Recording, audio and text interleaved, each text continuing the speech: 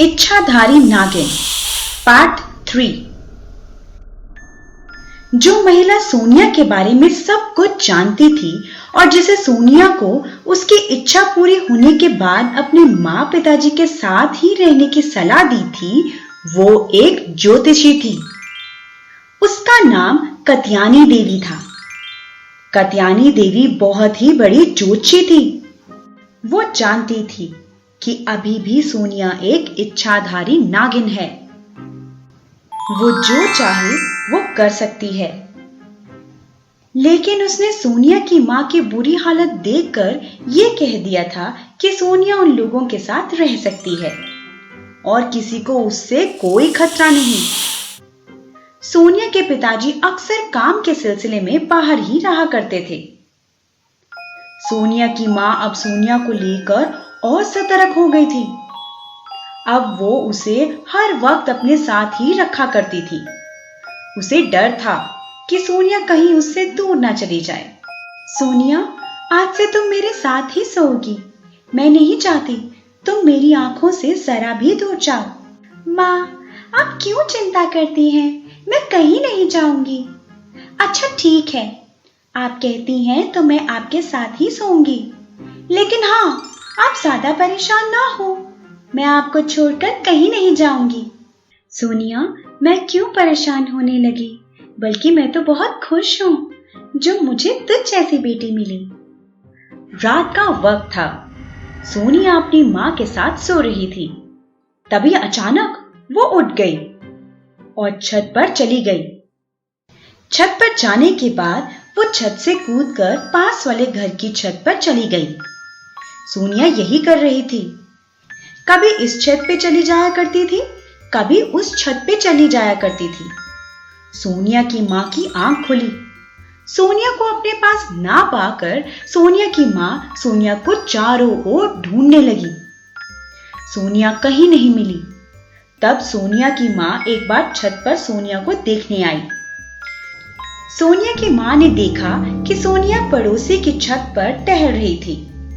ये देखकर सोनिया की माँ बहुत डर गई। उन्हें समझ ही नहीं आया कि सोनिया वहां कैसे चली गई। वो चुपचाप रूम में आ गई और थोड़ी ही देर बाद सोनिया भी आ गई। सोनिया, तुम कहाँ थी? मैं तुम्हें बहुत देर से खोज रही थी।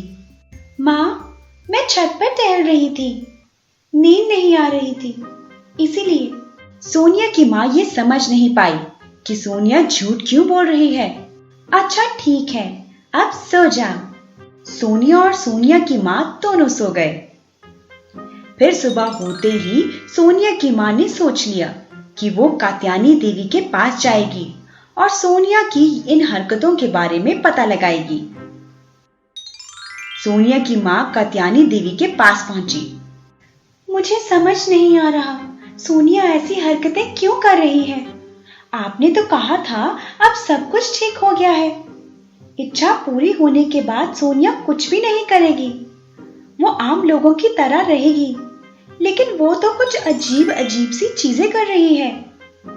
मैंने सही ही बोला था, लेकिन वो असलियत में तो एक इच्छाधारी नागिन ही है। इसलिए वो खुद को रोक नहीं पा रही और ऐसी हरकतें कर रही है। मैं अपनी बेटी को बिल्कुल आम इंसान देखना चाहती हूँ, ना कि एक नागिन। ऐसा नहीं हो सकता। उससे उसकी शक्तियां कोई नहीं छीन सकता, और अगर कोई चाहे भी तो सोनिया ऐसा होने नहीं देगी।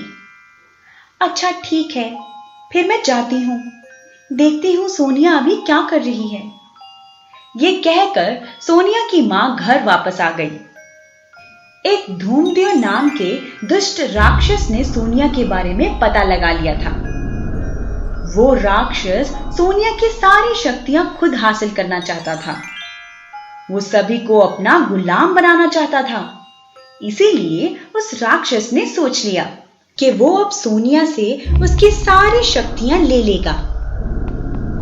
उसके लिए उसने उपाय सोच लिया। एक दिन सोनिया घर पर अकेली ही थी। तब सोनिया के सामने एक सांप आया। सांप ने सोनिया को कहा कि उन्हें उसकी मदद की जरूरत है। उस सांप ने सोनिया को कहा कि उसे इच्छाधारी नाग की मृत्यु का बदला लेना होगा। उसने उस व्यक्ति का चेहरा और पता सोनिया को बता दिया। सोनिया मान गई। ये सब उस राक्षस की चाल थी। उसने ही उस सांप को भेजा था ताकि वो सोनिया को अपने पास बुला सके। सोनिया ने सोचा वो आज रात ही अपना काम पूरा कर लेगी। रात होते ही सोनिया उठी और जैसा कि उस सांप ने बताया था वहीं जाने लगी ताकि उसे इच्छाधारी नाग की मृत्यु का बदला ले सके। थोड़ी ही देर बाद सोनिया वहां पहुंची जहां उसे कहा गया था। सोनिया को थोड़ा अजीब सा लगा क्योंकि वो एक खंडर था। उस खंडर में से अजीब सी आवाजें भी आ रही थी। सोनिया नागिन रूप में आ गई और खंडर के अंदर जाने लगी। तभी सोनिया ने देखा एक राक्षस वहीं बैठकर हवन कर रहा था। सोनिया को देखकर उसने सोनिया को अपने पास बुलाया। सोनिया बहुत डर गई। राक्षस धूमदियो ने तुरंत सोनिया को पकड़ लिया और बंदी बना लिया। मुझे छोड़ दो। तुम मेरे साथ ऐसा क्यों कर रहे हो? कृपया मुझे छोड़ दो। राक्षस धूमदियो ने सोनिया की एक बात नहीं सुनी। वो तुरंत हवन करना शुरू कर दिया। उसे तो बस सोनिया की सारी शक्तियां चाहिए थी। सोनिया को बंदी बनाकर वो लगातार हवन किए जा रहा था। सुबह होते ही सोनिया की मां सोनिया को ढूंढने लगी। सोनिया कहीं नहीं मिल रही थी। तब सोनिया की मां कात्यायनी देवी के पास आई। सोनिया सुबह से गायब है। पता नहीं कहां चली गई है। क्या आप जानती हो वो कहां है? हाँ, उसे राक्षस धूमदियो उठाकर ले गया है। वो सोनिया की सारी शक्तियां पाना चाहता है, इसीलिए वो उसे बंदी बनाकर रखा हुआ है। आज से 2 दिन बाद ही वो अपने काम को अंजाम देगा। इसका मतलब मेरी बेटी खतरे में है। क्या हम कुछ नहीं कर सकते? नहीं, हम नहीं। अब जो करना है वो सोनिया खुद ही करेगी। तुम इंतजार करो। सोनिया जरूर उससे लड़कर वापस आएगी। तुम मेरा कुछ नहीं बिगाड़ सकती। मैं अपनी शक्तियां तुम्हें कभी नहीं देने वाली। राक्षस धूमदियो को गुस्सा आ गया। उसने तुरंत एक तलवार सोनिया की ओर चला दी। सोनिया ने अपनी शक्तियों से उस तलवार के टुकड़े टुकड़े कर दिए। धूमदियो ने सोचा कि उसे 2 दिन का इंतजार करना होगा।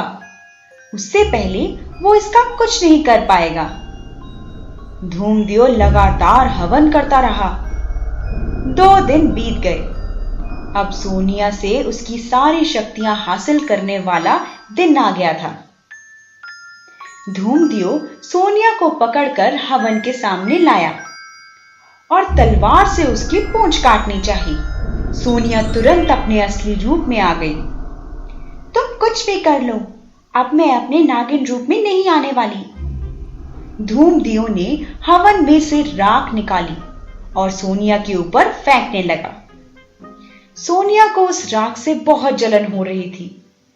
इधर सोनिया की मां ने कात्यायनी देवी को कहा कि वो उसे सोनिया के पास ले जाए। कात्यायनी देवी और सोनिया वहां पहुंचे। जैसे ही धूमदियो ने सोनिया की मां को देखा, वैसे ही उसने उसकी मां को पकड़ लिया और गर्दन पर तलवार रख दी और धमकी देता रहा कि अगर वो नागिन रूप में नहीं आती है तो उसकी मां को वो अभी ही मार देगा। सोनिया ये देखकर बहुत डर गई। अच्छा ठीक है, तुम मेरी मां को छोड़ दो, मैं नागिन रूप में आ रही हूं। सोनिया अपने नागिन रूप में आ गई। धूमदियो ने उसकी मां को छोड़ दिया और सोनिया को अपने हाथ में उठा लिया। जैसे ही धूमदियो सोनिया की पूंछ को तलवार से काटने जा ही रहा था, तभी सोनिया ने उसे डस लिया। सोनिया ने उसे कई बार डस लिया। धूमदियो तुरंत नीचे गिर गया और वहीं उसकी मृत्यु हो गई। सोनिया, तुम ठीक हो ना? हाँ मां, मैं ठीक हूँ, मुझे कुछ नहीं हुआ। अब सोनिया, सोनिया की माँ और कात्यायनी देवी तीनों खुशी खुशी वहां से चली आई।